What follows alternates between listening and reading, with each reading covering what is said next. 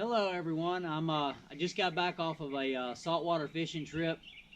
We was at the southern point of the eastern shore in Virginia, around the Cape Charles area. I just got back to the Hodgepodge plantation and got unpacked, and I actually have some fish in there broiling now, so I can't stay out here very long. But had a good trip for what we had to deal with. When we got out there, Tropical Storm Faye was just coming into the area. We was really worried about the wind and the rain. Ended up that the rain didn't become so much of an issue. We didn't have any problems with that, but the wind, of course, was making it a little bit too choppy to get out in the bay on the size boat that we have. So we ended up coming up with a plan B. Well, actually a plan B and a plan C. We ended up going blue crabbing the first evening we was there. We have a 11-year-old boy with us, so we took him out and caught some blue crabs and had a good time that first evening. And then the next day, our plan C, I guess it would be to get on some flounder. We knew that there was some places that we could get out of the wind safely that hold flounder. So we went there and had a lot of luck.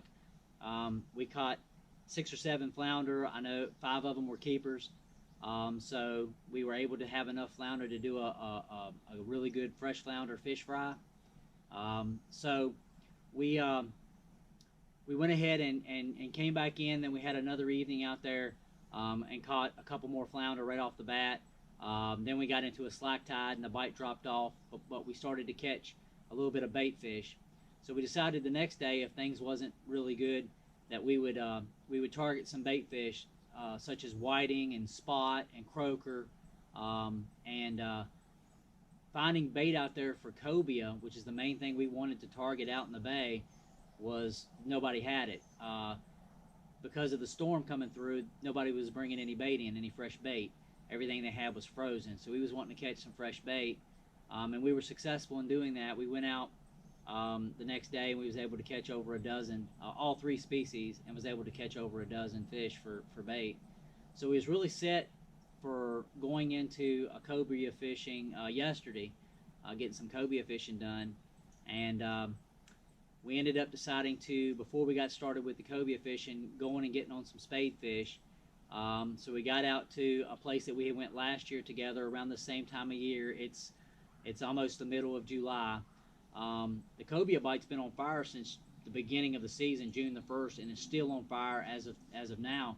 But we decided that we would go out and take advantage of that spadefish bite, which is doing really well also. So we went out to where we like to catch spadefish, and one of the boats that was next to us was limiting out. I actually seen them catch their last 3, and I saw how deep they were fishing when they were connecting. So when I got my stuff rigged up and got it in the water, right off the bat, I hooked up on a spadefish that was absolutely huge. When it flashed in the water, it was way bigger than what we was catching last year, and it snapped my 20-pound test braid line. So I was like, I've got to re-rig, and I've got to back my drag down and make sure I tie everything off really good.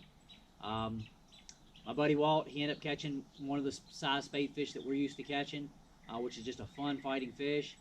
I got rigged back up, got my line in the water, got it baited, and got it back down in the water at the same depth, and immediately hooked up with a really big spadefish that just put up one heck of a fight. I really enjoyed it. I got it up. It's twice as big as what we're used to catching there.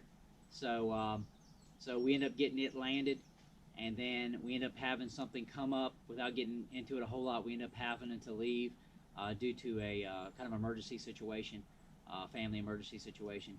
So we never got to limit out on spadefish, which I'm pretty sure we would have done, and we never got to the cobia grounds. But all in all, it was still a great trip, and I really enjoyed it. I got my saltwater fix in. I hadn't been there for a couple months, and I usually need my saltwater fix at least every month and a half, 2 months. So I've already got another trip planned out a couple months from now, and I hope you guys enjoy the video. I was also able to pick up a keeper-sized speckled trout. That'll be on the video also. I hope you enjoy.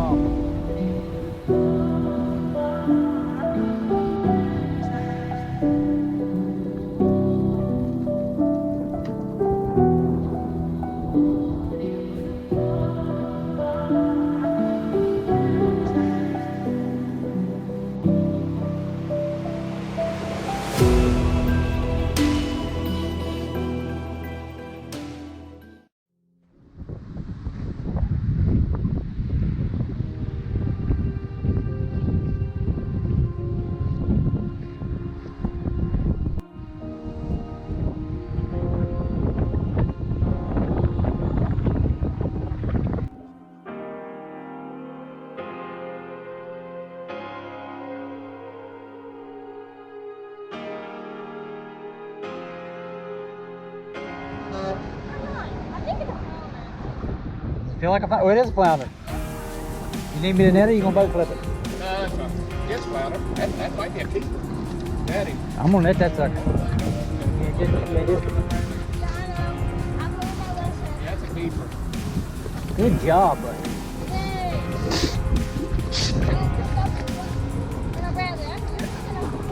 Oh yeah, man.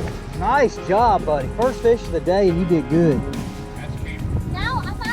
Well, we better measure it. I got the thing up here. Let's see. There's Judah with the first fish of the day. We haven't been here very long. Maybe less than a dozen casts. Yeah, about the same as Judah's. Look at him jump. Come on up here, Flounder. Oh, whoa, he ain't done yet, Walt. Oh, yeah. Good job. Huh? Position. All right, I got one. We're gonna take a look at this one. We might get lucky on it.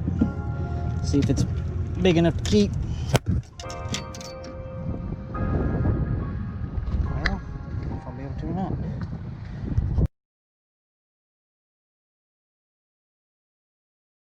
That's a little one. He hit the little goat up top.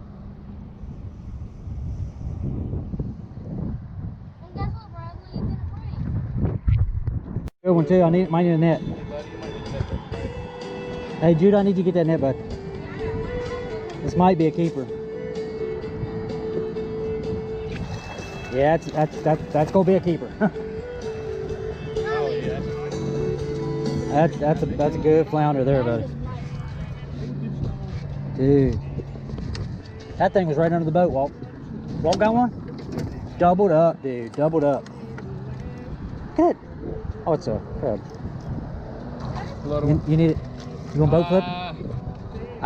Measuring? I don't know. No, I was just asking if you need a net. I do need them pliers though. The fish grabbers? Yeah. No. Oh, the lightweight pliers?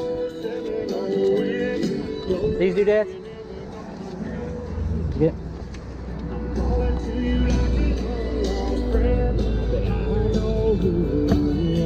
Doubled up on flounder. This one here is definitely going to be a keeper. Need a net? Yeah, it's probably a keeper. That's a keeper. We netting that sucker. Woo! There's a bumper up there. Yeah, I'll give it to you.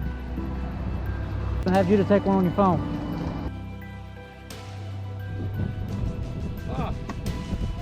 Toadfish.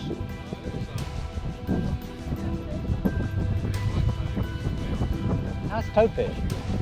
Oh yeah, look at that. Judah. Nice. Nice. Yeah, bud. Good job.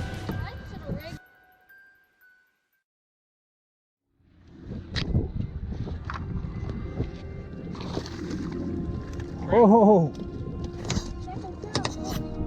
Dude, that's a keeper, ain't it? Yeah. Only gotta be 14. Man. That thing hammered. I mean, absolutely hammered.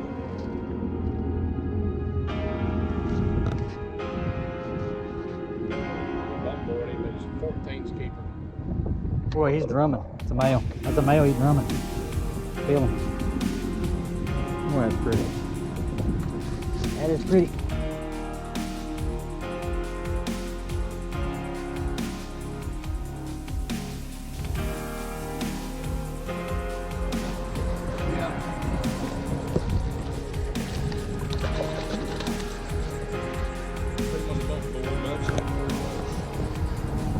Why don't you come to this side of the boat with my lines over there?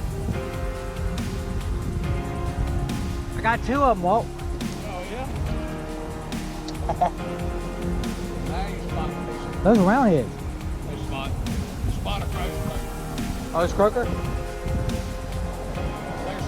so hard to tell the difference. I know it. I'm not quite versed in it. Oh, yeah, we go. Might do it. Might do it, Walter. That one'll do it, I feel certain.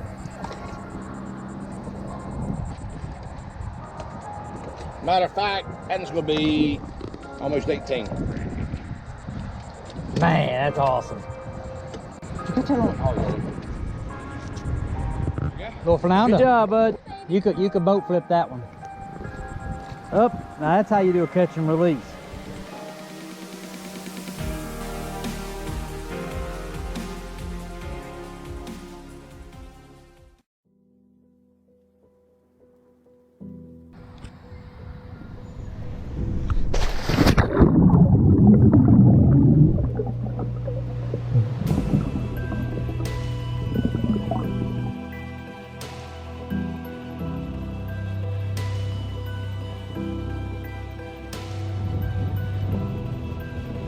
What do we do with that thing? Oh, I'll pick it up in a second.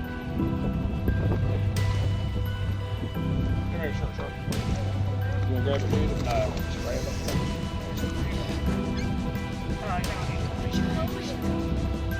You got him right in the corner of the mouth, dude. You want that silver set? That, yeah.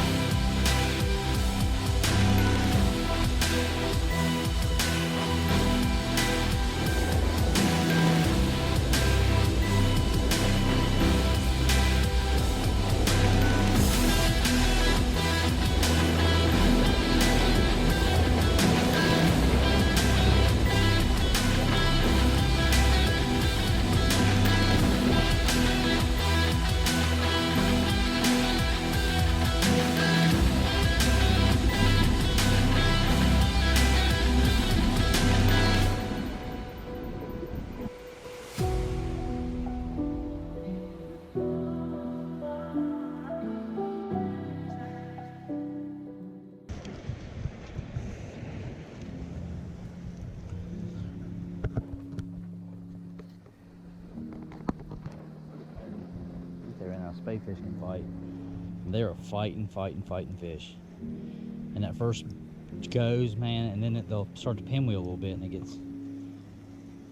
Man, they fight. Yeah, he's pinwheeling. That's a spadey.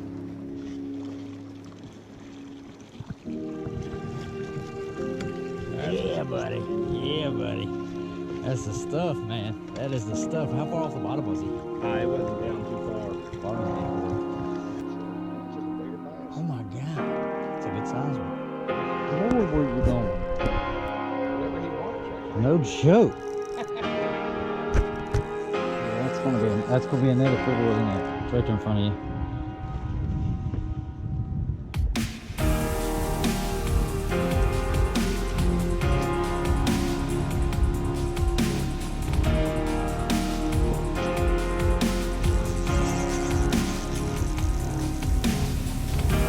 I can't get over this. This is like the smallmouth bass in the ocean. Spadefish is a fighting fool. Look at this. Oh, this is amazing.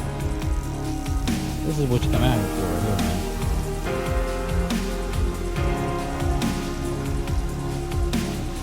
And just no quit. What the? My drag is not loose. I'm hit pretty tight. He's pinwheeling now. He's pinwheeling now.